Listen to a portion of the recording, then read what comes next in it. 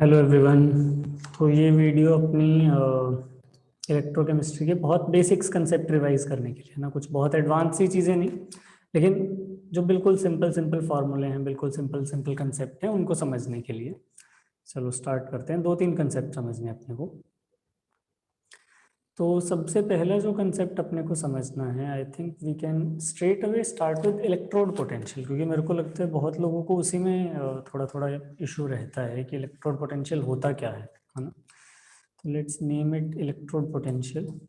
और होता क्या है, इससे ज़्यादा जो दिक्कत है ना, वो रहती है कि उसका साइन कैसे डिसाइड करते हैं, है ना। तो I know why this confusion actually arises. तो देखो, बहुत स्टैंडर्ड सी कहानी है कि इलेक्ट्रोड पोटेंशियल है तो क्या चीज़, वो आपको बस ये बता रही है कि कोई भी एक गिवन आयन, कोई भी एक गिवन एलिमेंट, उसकी क्या टेंडेंसी है कि वो इलेक्ट्रॉन लूज करना चाहता है कंपैरेटिवली अपने काउंटर पार्ट से, या फिर वो इलेक्ट्रॉन गेन करना चाहता है।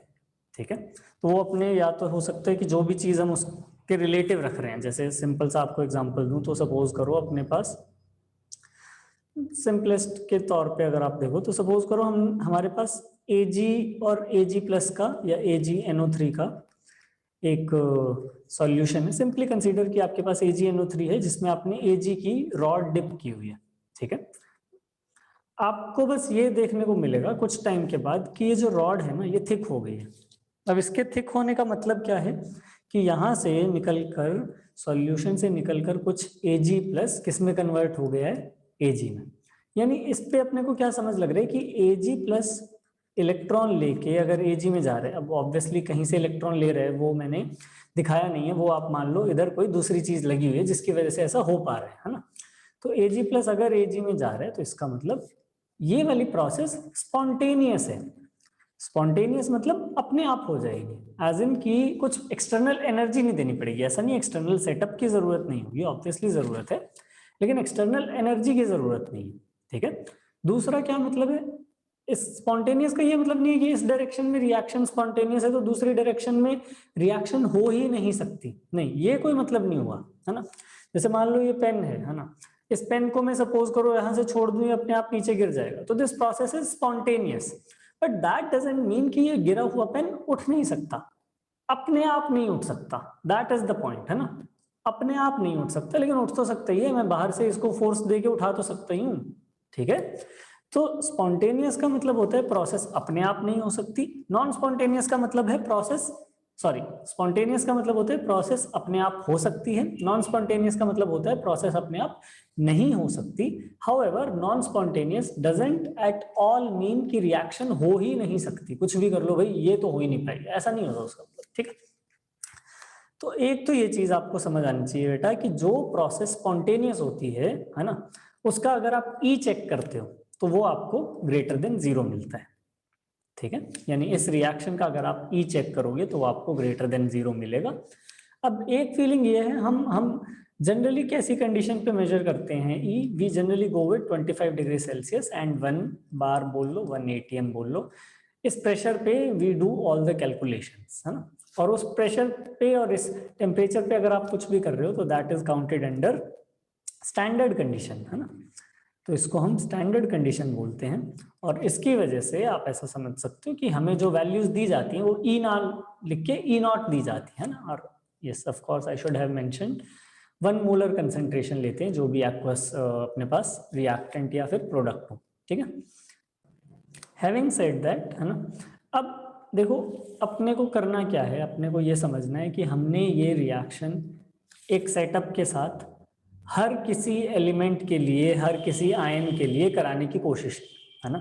इसका मतलब क्या है, हमने बहुत सारी स्पीशीज ली और उनको चेक किया कि उनकी नेचुरल टेंडेंसी इलेक्ट्रॉन गेन करने की है या इलेक्ट्रॉन लूज करने की, है ना। तो जनरली जो हमने टेबल बनाई दैट इज इन रिस्पेक्ट कि अगर हम उन्हें इलेक्ट्रॉन दे रहे हैं तो वो नेचुरली अपने आप से एक्सेप्ट कर ले रहे हैं, मतलब कि प्रोसेस स्पॉन्टेनियस है, या फिर हमें फोर्सफुली उन्हें इलेक्ट्रॉन देना पड़ रहा है, यानी कि प्रोसेस नॉन स्पॉन्टेनियस है। मिल तो जाएगा ही उनको इलेक्ट्रॉन, है ना, हमने डिसाइड कर लिया कि इलेक्ट्रॉन देना है तो दे तो देंगे।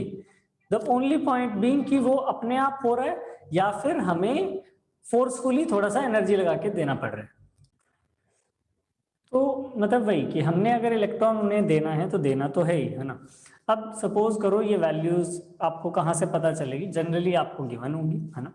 कुछ कंडीशंस में आपसे एक्सपेक्ट किया जाएगा कि आपको ये चीजें पता है ना। कुछ स्टैंडर्ड वैल्यूज आपको शायद याद हैं। तो मैं एक बार आपको पूरा जो एग्जॉस्टिव सा लिस्ट है वो दिखा देता हूँ, है ना। तो this is you can say the exhaustive list. Exhaustive list किस सेंस में कि भाई ये अपने पास चीजें हैं, पूरा ये विकिपीडिया का स्टैंडर्ड डेटा पेज है। तो जनरली अगर आप विकिपीडिया वगैरह यूज करते हो तो यू विल रियलाइज कि एटलीस्ट जो कंसेप्ट्स होते हैं, केमिस्ट्री के कंसेप्ट्स होते हैं, उनके लिए 2 पेजेस होते हैं। 1 पेजेस जिसमें वो कंसेप्ट एक्सप्लेन करते हैं, सेकंड पेजेस जिसमें डेटा वैल्यूज होती हैं। काफी सारी चीजों के लिए आपको दिख जाएगा ऐसा, है ना। अब मैं ये नहीं बोलूंगा कि आपको इस पेज को एज अ बाइबल मान के फॉलो करना है एज इट इज, क्योंकि इसमें बहुत सारी चीजें ऐसी हैं जो हम पढ़ते हैं उससे अलग है, ठीक है। जैसे इसमें अगर आप देखोगे तो फर्स्ट नंबर जो मिला हुआ है ना, फर्स्ट नंबर का मतलब क्या, जैसे सबसे ऊपर वाला एलिमेंट देखो जरा कौन सा दिया है इन्होंने। तो यहाँ पे अगर हम देखें, ऊपर जाए जा रहे हैं, हाँ। तो यहाँ तक बात आ गई, देखो, देख रहे हो, ठीक है। तो इट इज लाइक कि हम जनरली, या बुक्स में जो जनरली रिकमेंड किया जाता है कि जहां तक हमें पढ़ना चाहिए, है ना, मतलब वो भी अब स्टैंडर्ड सी बात है कि हमें पढ़ाया जाता है जनरली कहाँ तक, टिल लिथियम, है ना। कि अगर हम लिथियम को कंसीडर करते हैं तो lithium is considered as the strongest reducing agent. तो जो ऊपर की 2-3 चीजें, मैं ये नहीं बोलूंगा कि वो ट्रू नहीं है ना, वो ट्रू होंगी, लेकिन मे बी शायद अपने लिए ज्यादा रेलेवेंस नहीं है उनका, है ना। मतलब अपने लिए एज इन कि अगर अपने को एग्जाम में सिंपल क्वेश्चन आ जाए कि भाई स्ट्रॉन्गेस्ट रिड्यूसिंग एजेंट कौन सा है, तो we will go with lithium. लेकिन मान लो वैल्यू दे दी किसी ने सामने से लिख के कि भाई स्ट्रॉन्शियम की ये वैल्यू है और लिथियम की ये वैल्यू, फिर तो मतलब वो ऐसा भी नहीं कर सकते कि अपन मतलब झूठा झूठा एक्सेप्ट कर लें उस चीज को, है ना। तो let's go with in sync कि जो अभी तक अपन ने पढ़ा है, लेट्स कंसीडर कि लिथियम जो है वो स्ट्रॉन्गेस्ट रिड्यूसिंग एजेंट। अब एक बार आप सारी वैल्यूज देखो ध्यान से। हर वैल्यू में आपको क्या दिख रहा है, इलेक्ट्रॉन ऐड हो रहे हैं, है ना। इलेक्ट्रॉन ऐड हो रहा है और इलेक्ट्रॉन ऐड होते हुए शुरू की काफी सारी वैल्यूज नेगेटिव है। इसका मतलब क्या हुआ कि वो नहीं चाहती कि उन्हें कोई क्या हो, उन्हें कोई इलेक्ट्रॉन प्रोवाइड करे। लिथियम प्लस नहीं चाहता कि उसे कोई इलेक्ट्रॉन प्रोवाइड करे, कैल्शियम प्लस 2 नहीं चाहता कि कोई उसे इलेक्ट्रॉन प्रोवाइड करे, ठीक है। आई थिंक एक रीजन जो मेरे को समझ लग रहा है वो, हाँ, जैसे ये स्ट्रॉन्शियम है ना, तो स्ट्रॉन्शियम +1 एग्जिस्ट करना ही खुद में काफी ऐसे मुश्किल सी चीज है, इसलिए हम वैल्यू कभी ये देखते नहीं। उसके बाद कैल्शियम +1 ये भी एग्जिस्ट करना खुद में थोड़ी सी अजीब सी चीज है ना। तो इसलिए ये जनरली आपको वैल्यूज दिखाई भी नहीं जाती हैं सच, मेरे को जो अभी रियलाइज हुआ, क्योंकि बीच में मेरे को स्ट्रॉन्शियम +2 और कैल्शियम +2 वगैरह भी दिखे नीचे। पॉइंट बीइंग कि ऊपर की वैल्यूज हमें देख के लगभग यही समझ लग रहा है कि भाई इनको आप जबरदस्ती इलेक्ट्रॉन खिला रहे हो, खा लेंगे कोई बात नहीं, लेकिन इस चीज के लिए आपको काफी सारी मेहनत करनी पड़ेगी, ठीक है। आपको काफी मेहनत करनी पड़ेगी। ये मेहनत कब तक चलती रहेगी, जब तक आपकी लाइफ में हाइड्रोजन नहीं आ जाता। हाइड्रोजन को 0 मान लेते हैं अपन, है ना। हाइड्रोजन कहाँ है, देखो यहाँ जाके कहीं हाइड्रोजन आए, यहाँ पे जाके थोड़ी सी ऐसे श्योरिटी सी आई है कि हाँ भाई कुछ काम बन जाएगा अपना, ठीक है। अब having said that, I think एक चीज और समझ के देखते हैं। ये नीचे जैसे जैसे जाते रहेंगे वी विल रियलाइज कि हाँ भाई अब इलेक्ट्रॉन खाने की जो प्रोसेस है, इलेक्ट्रॉन एक्सेप्ट करने की जो प्रोसेस है, वो थोड़ा स्पॉन्टेनियसली हो रही है, अपने आप से चाह रहे हैं हम। अगेन देखो ये चीज, है ना, फ्लोरीन अपन पढ़ते हैं, है ना, और फिर इन्होंने फ्लोरीन को एक बार H+ के साथ लिया है और एक बार KrF2 लिया है तो तीनों में फ्लोरीन, लेकिन आई थिंक अपन सिंपल जो फ्लोरीन एलिमेंटल फॉर्म में है ना, और बिना कुछ H+ और बिना कुछ कंपाउंड के फॉर्म में उसको पढ़ते हैं, तो अपन 2.87 पे रोक देते हैं। तो again I will say the same thing, we should go with the values जो अपने को NCERT में दी हुई है। लेकिन ऐसा नहीं है कि वो वैल्यूज मतलब एंड ऑफ द वर्ल्ड है, ऑलमोस्ट हर चीज के लिए E0 वैल्यूज एग्जिस्ट कर जाती हैं। इतना समझने के बाद आई थिंक अब अपने को समझना चाहिए कि अगर बहुत तमीज से अपने को एग्जाम में, और जो अपन कोशिश करते हैं कि एग्जाम में आपको अगर वैल्यू दी जा रही है तो वो तमीज से दी जाए, यानी कि वो कौन सी वैल्यू दी जाए, रिडक्शन पोटेंशियल दिया जाए, ठीक है। वो वैल्यू बेटा कोशिश की जाएगी कि वो रिडक्शन पोटेंशियल ही हो, अनलेस समथिंग इज मेंशन्ड। यानी कि अगर मैं जिंक का कुछ ऐसे लिख के दे दूं आपको, है ना, तो मैं कोशिश तो यही करूंगा कि जिंक प्लस टू जिंक लिख के ही दूं आपको, E naught of zinc plus two zinc, वो माइनस 0.34 वोल्ट लिख दूं, सॉरी नॉट 0.34, माइनस 0.76 वोल्ट, है ना। अगर मैं कॉपर की भी बात करूं तो कोशिश तो मैं यही करूंगा कि आपको अगर सही से पेपर बन रहा है तो उसमें रिडक्शन वैल्यूज ही दी जाए। एक तरीका तो ये है। दूसरा जो तरीका है वो क्या है, मान लो मैं नहीं चाहता कि मैं आपको रिडक्शन पोटेंशियल दूं, मैं क्या कर सकता हूं, फिर मैं इक्वेशन लिख के दूं आपको, है ना। इक्वेशन लिखने का क्या मतलब है, I'll go with this कि भाई जिंक जो है वो जिंक प्लस टू में चला जाए, स्टेट्स में मिस कर रहा हूं एक बार के लिए।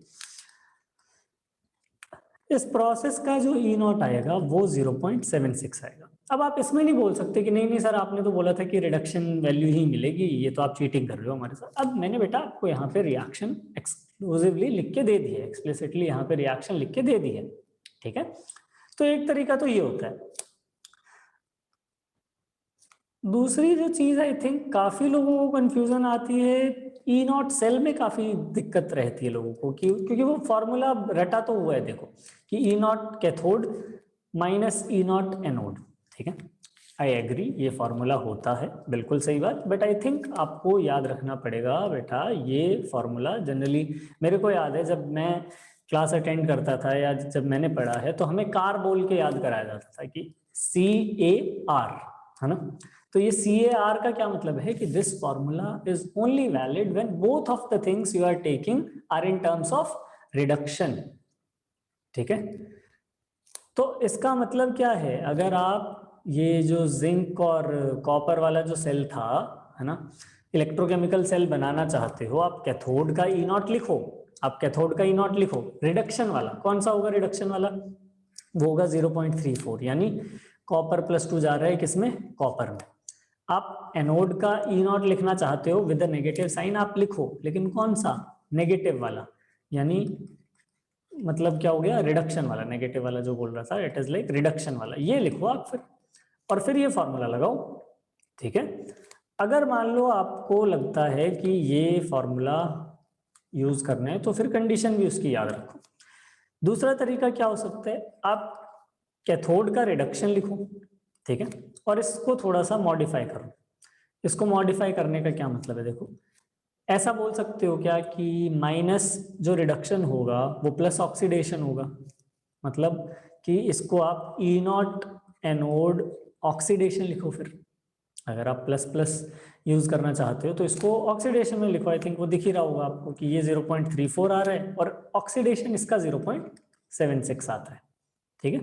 तो इस तरीके से आप यहाँ भी वैल्यूज ले सकते हो, ठीक है। तो आई थिंक इससे आपको थोड़ा सा आइडिया लग जाएगा, है ना। तो मतलब बहुत बार मैं देखता हूँ कि स्टूडेंट्स इस चीज में कंफ्यूज हो जाते हैं कि मान लो आपको ना एक सेल दिया हुआ है रैंडम सा, यहाँ से बना लेते हैं कोई सेल, चलो। तो यहाँ से आपको एक सेल दिया है कि ना Tl+3 जो है, थेलियम+3 जा रहा है थेलियम+1 में, ठीक है। थेलियम+3 थेलियम+1 में जा रहा है। तो पहली बात तो अगर ये ऐसे वैल्यू लिख के दी जा रही है तो मेरे हिसाब से अपने को आइडिया लग जाना चाहिए कि रिडक्शन दे रहे हैं। कितनी वैल्यू दिख रही थी अपने को, 1.25, है ना। ये स्टैंडर्ड रिडक्शन पोटेंशियल हो गया। अब मान लो अपन ने को एक और सेल बनाना है इसी के आसपास का कहीं, अरे रुक जाओ भाई। तो यहाँ से चलो let's go with maybe titanium से 2 इलेक्ट्रॉन जब दे रहे हैं जबरदस्ती उसको, तो टाइटेनियम+2, और अब यहाँ पे मैंने क्या लिख दिया, टाइटेनियम, है ना। और ये वैल्यू शायद -1.85 दी हुई है, 1.63 दी हुई है, ठीक है, -1.63 ये वैल्यू आपको दी है, ठीक है। अब देखो अगर आपको बोला है कि इनका इलेक्ट्रोकेमिकल सेल बनाओ, है ना, you have to make electrochemical cell, तो अपने को क्या याद रखना पड़ेगा सबसे पहले कि अगर आप इसमें इलेक्ट्रोकेमिकल सेल बनाना चाहते हो तो आपको वैल्यूज ऐसी लेनी पड़ेगी सच दैट रिडक्शन भी थोड़ा फेवरेबल हो और ऑक्सीडेशन भी थोड़ा फेवरेबल हो, है ना। अब इसका मतलब क्या है, इसको ध्यान से देखो, ये खुद खुश होके रिड्यूस हो रहा है, यानी ये चीज जाएगी कैथोड पे, और ये चीज बहुत जबरदस्ती रिड्यूस हो रही है, यानी ये जाएगी एनोड पे। अब उसी बात पे आ जाओ कि अभी ये जो मैंने आपको वैल्यूज दी ये दोनों रिडक्शन पोटेंशियल है ना, ये दोनों रिडक्शन पोटेंशियल हैं। If you want to go with them आप सिंपल फॉर्मूला यूज कर लो, E naught cathode minus E naught anode, क्योंकि कार का फॉर्मूला वैलिड हो रहा है यहाँ पे। तो ये वैल्यू आपके पास 1.25 minus of minus 1.63, total add करोगे कितना हो जाएगा, ये 1.88 हो जाएगा, है ना, सॉरी 2.88। तो ये वैल्यू आपके पास पहुंच जाएगी, ये आपका ई नॉट सेल हो। अब सपोज करो आपको रिएक्शन लिख के दी थी पहले से, है ना, क्या रिएक्शन लिख के दी थी, आपको लिख के दिया था कि टाइटेनियम जाता है टाइटेनियम +2 में, +2 इलेक्ट्रॉन लूज करता है, थेलियम +3 जाता है थेलियम +1 में bye gaining you can say 2 electrons, है ना। तो अब देखो, अगर आपको ये इक्वेशन लिख के दी हुई है, अब आप नहीं बोल सकते कि भाई मैं तो वही फॉर्मूला लगाऊंगा जबरदस्ती। अब क्यों लगाना है आपको, अब तो आप सिंपली सोचो, ऊपर वाली चीज आपको एज इट इज क्या दी है, ऑक्सीडेशन, एनोड दी है सिंपली ऑक्सीडेशन के टर्म में, नीचे वाली चीज एज इट इज क्या दी है आपको, रिडक्शन, ठीक है। तो ऊपर आपको एनोड एज इट इज बना के दिया है, नीचे आपको कैथोड एज इट इज बना के दिया है। In fact if you add them you will very simply get, क्या मिल रहा है आपको, titanium plus thallium +3 going to titanium +2 plus thallium +1, बिल्कुल परफेक्ट एक सेल मिल रहा है ना। अब क्यों वो फॉर्मूले वाली बात करनी है कि नहीं जी मैं तो उल्टा ही लगाऊंगा, वो फॉर्मूला नहीं लगाना। ये वैल्यू अगर आपको लिख के दी है दिस विल बी 1.63, ये वैल्यू अगर आपको लिख दी है दिस विल बी 1.25। अब ये क्यों किया मैंने, क्योंकि ये वैल्यू इस बार रिडक्शन के टर्म्स में थी, जो आपको स्टैंडर्ड डेटा मिला था वो सॉरी ये वैल्यू इस बार ऑक्सीडेशन के टर्म्स में थी, जो आपको स्टैंडर्ड डेटा मिला था वो रिडक्शन के टर्म्स में मिला था, और उनको हमने अपोजिट कर दिया। उसके बाद आप सिंपली दोनों को ऐड कर दो, दोनों को ऐड कर दिया तो दोनों के ई नॉट को भी ऐड कर दो, तो यू विल गेट 2.88, ठीक है। तो आई थिंक इस पूरी प्रोसेस का जो सिंपल सा पर्पस है, सबसे पहले सबसे बेसिक ये समझना कि आपको कैसे ई नॉट वैल्यूज को यूज करना है ई नॉट सेल के लिए, ठीक है। चलो बाय बाय, टेक केयर।